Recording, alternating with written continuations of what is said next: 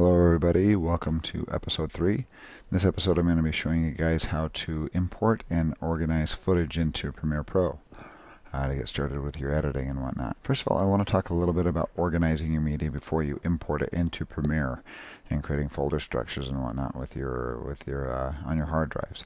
First of all, I've got an external hard drive plugged in here. This goes the same for Mac as well as PC. If you, when you bring footage in, what I want to show here is a couple different types of footage.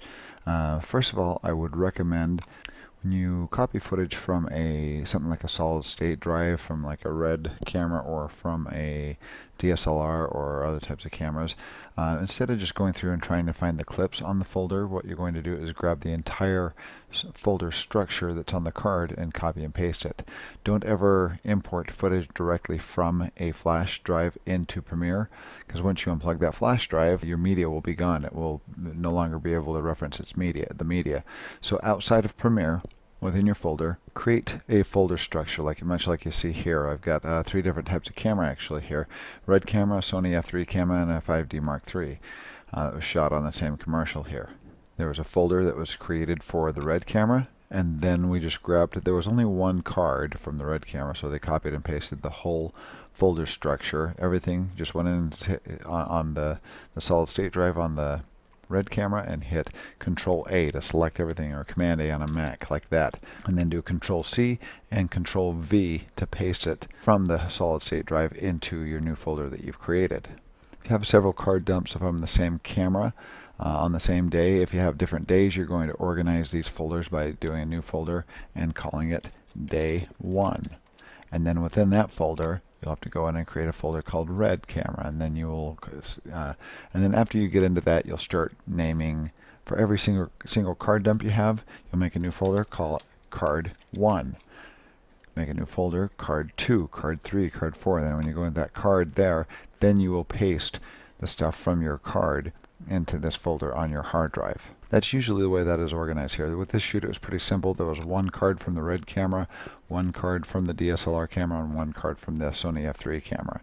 But as you see, we go into here, notice the whole card has just been copied over. They didn't go in and try to find the clips like this in the individual folders and grab the clips and copy and paste them. Premiere will sort a lot of that stuff out. What you need to do is just grab the entire card, copy and paste it. And people are kind of tempted to do this with DSLR, but sometimes DSLR cameras will contain a thumbnail file that will contain information that accompanies the QuickTime file, depending on how the camera is set up. The DP might have set the camera to do a still image that contains all the metadata of that camera, what focal length was used, what f-stop and what shutter speed, and all that information that's on the metadata that might need to be accessed. So once again, I recommend just copying the entire contents of the folder on the 5D Mark III. It's actually these 2 folders all together here, and you copy and paste it into a new folder called Card 1, Card 2, Card 3. So you have all those individual cards organized before you actually start importing, and it's going to help you enormously. Once again, do not go inside these folders and rename movie files. Don't go in and rename things in the RED folder or in the DSLR folder. You're going to be doing the renaming within Premiere, and these are very unique coded names here. With the camera, basically with the life of the camera, it will never rename any files the same name as has been previously used. So it's just good to leave these numbers alone and do the organization and renaming within Premiere. Okay, let's show you how to import into Premiere. There are like 3 or 4 different ways of importing in Premiere. One of them is from your import window here. I'm going to do tilde over this window and make it go full screen so you can kind of see what we're doing here. Probably one of the easiest ways is just from the import media to start here. You just double click in the window here. Double click in that, it brings open an import window. Another way of doing that, I just hit escape, is Control I. It's basically the same thing. Control I is import. It will do the exact same thing. And another way is going up to File and Import. All 3 of those are basically the exact same way. If you need a kind of a quick way, just double click. There you go. And now I can navigate to my folder. Now this way of import, this import method works really well for DSLR footage. It's a little bit different for RED footage. I'm going to get into that, and some other types of footage that have a little bit more complex story structure that use like FAT32 as a hard drive format for their solid state drives.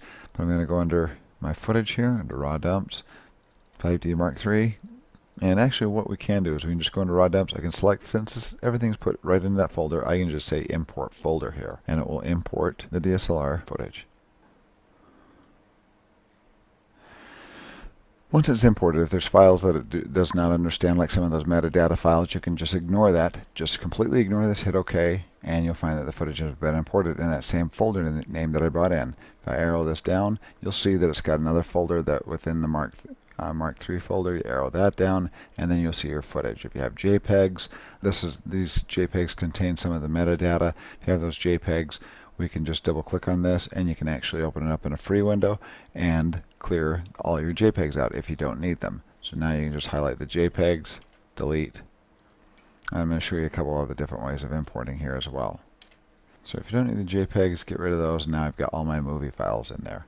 One little thing here as far as the folder structure is concerned, if you got a folder within a folder like this, quick way of getting rid of that is you can arrow these down like this, collapse the folder or expand the folder. I'm going to grab all these clips right here, and I'm just going to grab this and move it up to the 5D Mark III folder. Now this folder is empty. I can select that and delete it, and my folder is organized there. There's my 5D Mark III footage. Another simple way of importing, I'm going to delete that, and I'm going to go to my Windows browser here. If you're on a PC or a Mac, you can open up your Finder or Explorer, your browser here, and you can just basically navigate through your folders here in a regular folder structure. I'm going to go to my raw dumps folder. I'm just going to grab this 5D Mark III, and I'm going to kind of move this to the side so I have room to see my import folder here in Premiere, and you can just drag this and drop this in. Very simple way of importing footage, just like that.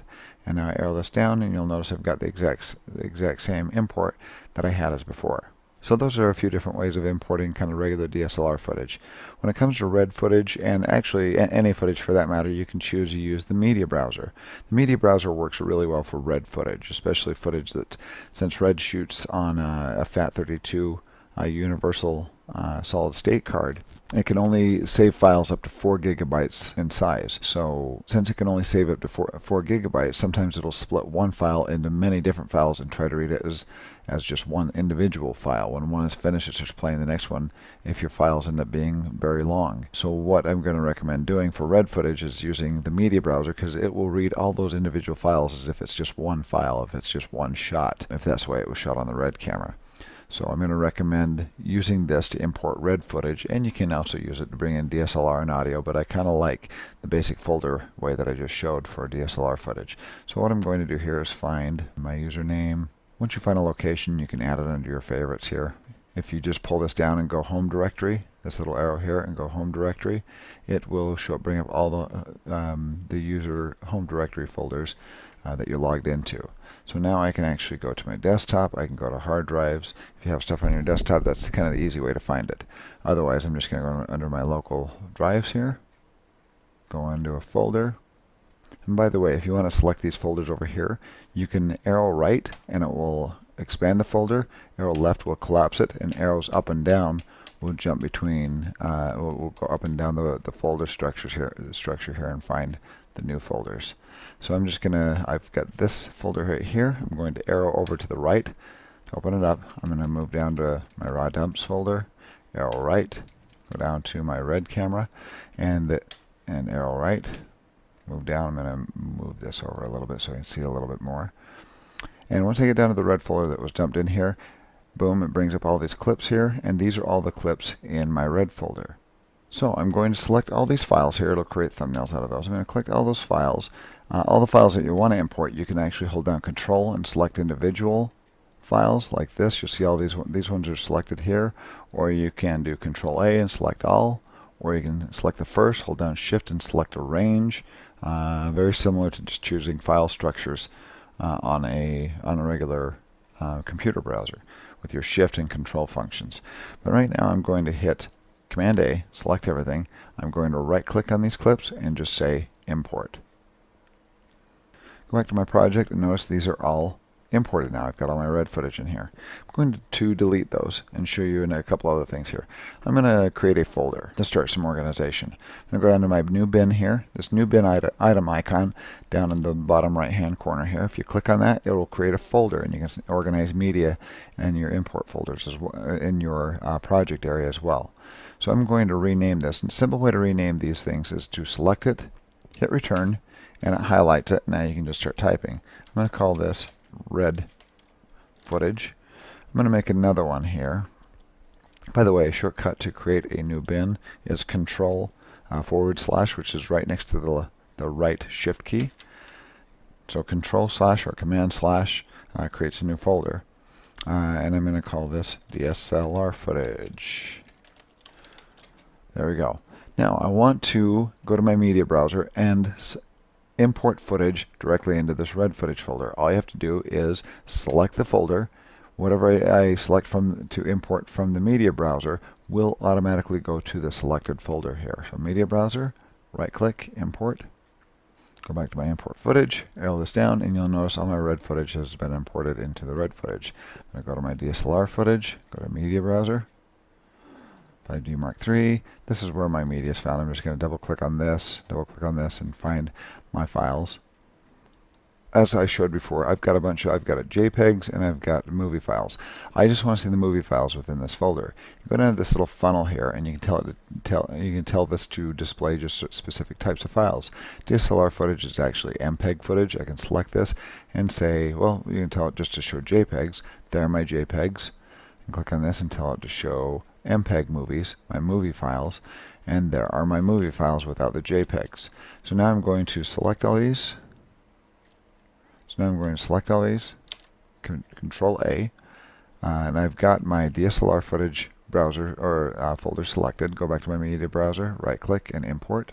One thing I need to do here is I've still got JPEG selected, so I'm going to uncheck JPEG. There we go.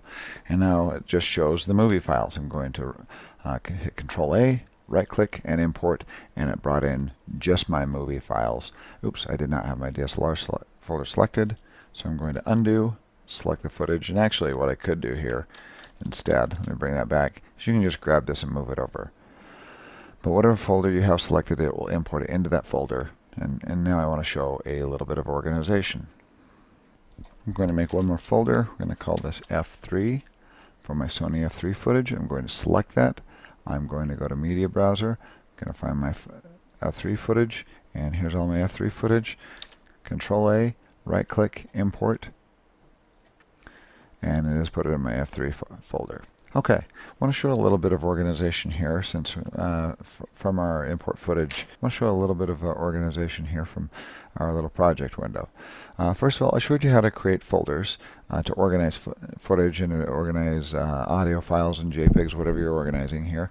But I also want to show how to move files around if you want something out of a folder and getting things prepared for editing. First of all, like I said, if there's folders within folders here, let me go into this and we're going to divide the F3 folder into a couple of different folders here. I'm going to double click on this. Actually, let's do it from the red footage because I know I've got different shots in there. I'm going to double click on this. It opens up this free floating window. I'm going to open this up a bit. I'm going to tell this to show down here. You've got list view, which shows in the view that you see here, or icon view. Icon view will pull up a little icon of every little clip. Say I want to grab all this kind of mountain stuff and put it in one folder, and the guy with the glasses and put it in another folder within the red folder. So I'm going to create two folders. I'm going to hit Control / or Command /, and the slash once again is right next to the right Shift key. And I'm going to say mountains. And also I'm going to create one more folder, Control / and I'm going to call this glasses. There we go. So we've got two different folders within my red footage folder, and I've got all these clips. I can grab a range of clips here, select this first one, hold down Shift, and select the last one here, and it selects this range. Now you just simply grab these, drag them, and hover over till it highlights the entire folder like so, and you let go. And it's put those all in that folder. I'm going to grab the rest of these glasses, drag those to the glasses, oops, grab those and drag them down to the glasses, hover over it till it's highlighted the whole folder, and let go. Here's some more mountains. I'm going to grab those and stick them in my mountain folder. And there we go. And now those are organized. If I double click on the mountain folder, it has all those clips in the mountain. If I double click on the glasses, it has the glasses. There we go. So now from your project window, this is just my own personal preference, but I prefer to have my project window in list view almost at all times. It's very confusing to kind of work out of the project window in icon view because it's just showing these folders here. It's best to show it in list view, in my opinion. Now, if you want to open up another folder and start editing, say, red footage or DSLR footage, what you can do here, say we want to access the DSLR footage. If you double-click, it'll open up this free-floating window here that can kind of get in the way of your editing. So what I'm going to recommend doing is holding down your Alt key and double-clicking on one of these folders. It'll open up the folder in its own bin. When you Alt double-click, it doesn't do a free-floating window, it opens it up in its own bin. And actually, I'm going to grab these. I like these kind of close together, so I'm going to grab my project and I'm going to move it right next to my bin right there, so they're close together. There we go. So I've got a DSLR footage bin, my regular project bin, and I'm going to open up my red footage as well. Actually, let's open up this and arrow this down. I'm going to grab my glasses, Alt double click, opens it up in its own bin or its own tab. Mountains double click, go back to my project, and go to my F3 and double click. Okay, so now I've got my project window that has the original structure of the folders, and then I've got these folder tabs here with all the clips in it. But some of these are still in list view. I like to have my project tab in list view and my bins in icon view for the most part. So I'm going to make sure that all these are in icon view. There we go. And now, once you're in icon view here, if you want to change the size of these icons, you can just grab this little slider down here, make these larger, and get ready for the editing portion.